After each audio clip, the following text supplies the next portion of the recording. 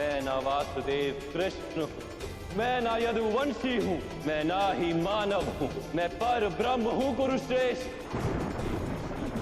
मैं ही सत्य, ज्ञान और धर्म हूँ।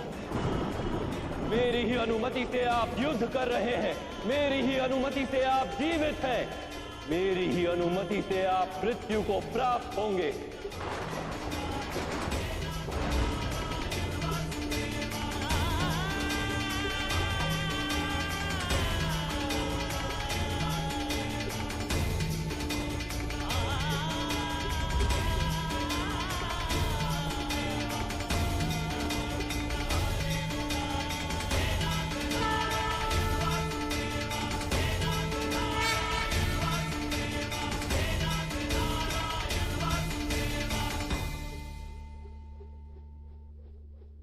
मुझे क्षमा कर दीजिए वासुदेव, मैं आपके वास्तविक रूप से अनभिज्ञ था। आप अवश्य मेरा वध कर सकते हैं, किंतु आप मेरा वध करने हेतु अपने प्रण को त्यागने के लिए सज्ज हुए हैं।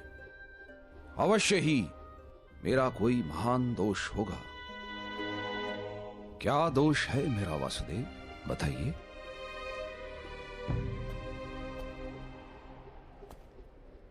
अज्ञान आपका दोष है महामहिम।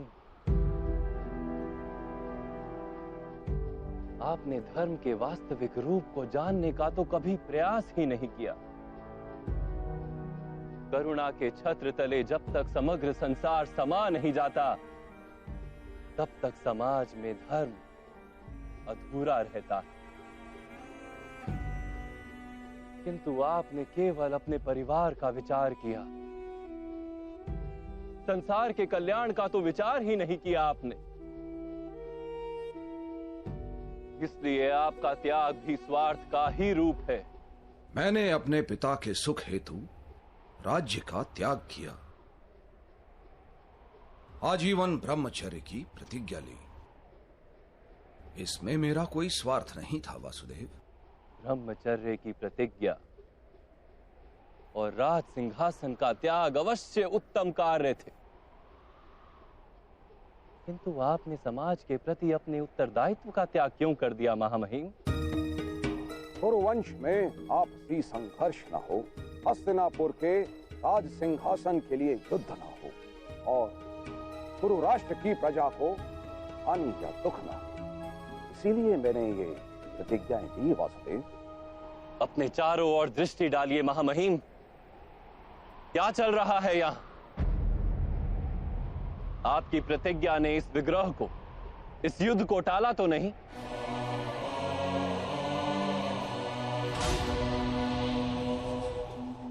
विचार कीजिए महामहिम, आपने अपनी प्रतिज्ञा को धर्म माना। यदि वो वास्तव में धर्म होता तो ये महायुद्ध ही क्यों होता? वास्तव में धर्म किसी मृत विचार का नाम नहीं, ना ही किसी परंपरा का नाम है। धर्म तो जीवन का नाम है, और जीवन निरंतर बदलता रहता है। परिवर्तन ही जीवन का गुण है, और परिवर्तन हेतु मनुष्य को कर्म करना पड़ता है। और आपने कर्म का ही त्याग कर दिया महामहिम। किंतु मैंने तो जीवन के प्रत्येक पग पर उचित कर्म किए हैं वासुदेव। नहीं महामहिम,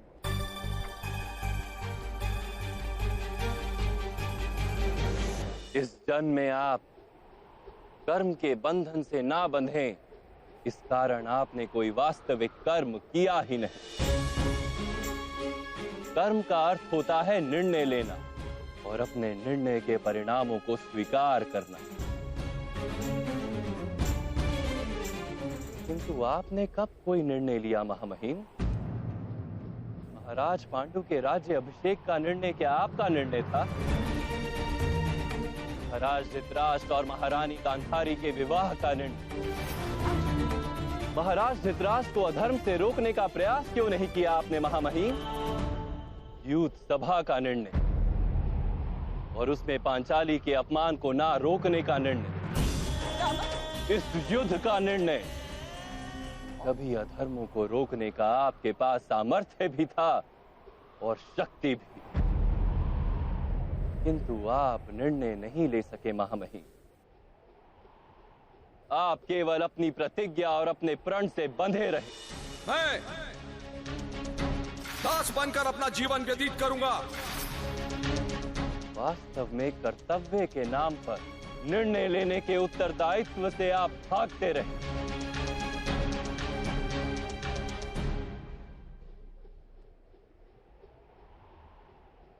क्या निर्णय लेने से ही बंधन नहीं बनते वासुदेव? बंधन से छूटने के लिए निष्काम कर्म के सिद्धांत को समझते तो आपका जीवन धर्ममय हो जाता महामहिम। बंधन से छूटने के लिए आपने कर्म का त्याग क्यों किया? कर्म के फल का त्याग करते,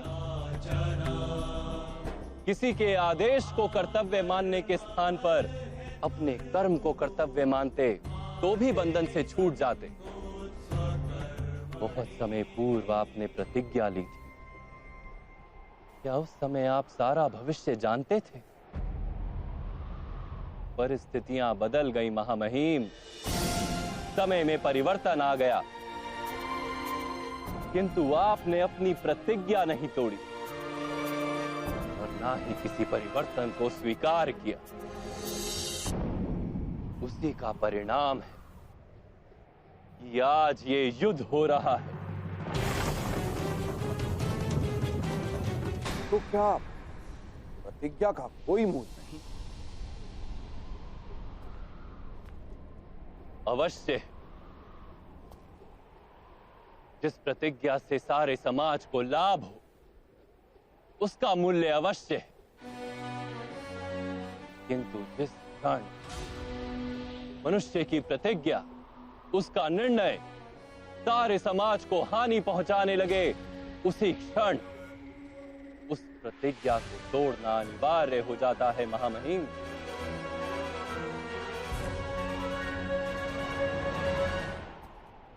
आज पांडवों के पक्ष में रहकर युद्ध करने का निर्णय यदि आप ना ले पाए तो कम से कम शस्त्रों का त्याग करके अपनी मृत्यु को स्वीकार कर लीजिए।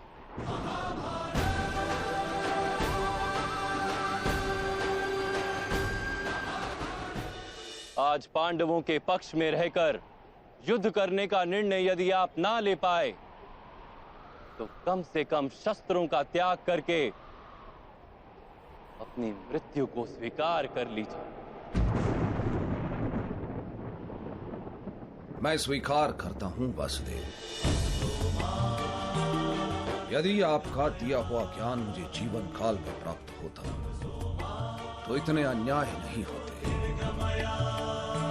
किंतु जीवन में ना सही, मृत्यु में आपका दिया हुआ ज्ञान अवश्य उपयोगी होगा।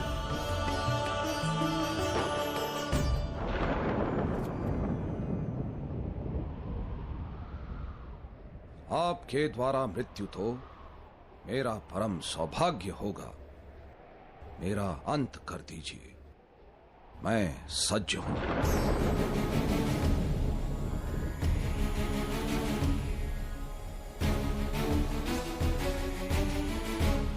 जैसी आपकी इच्छा महामहिम।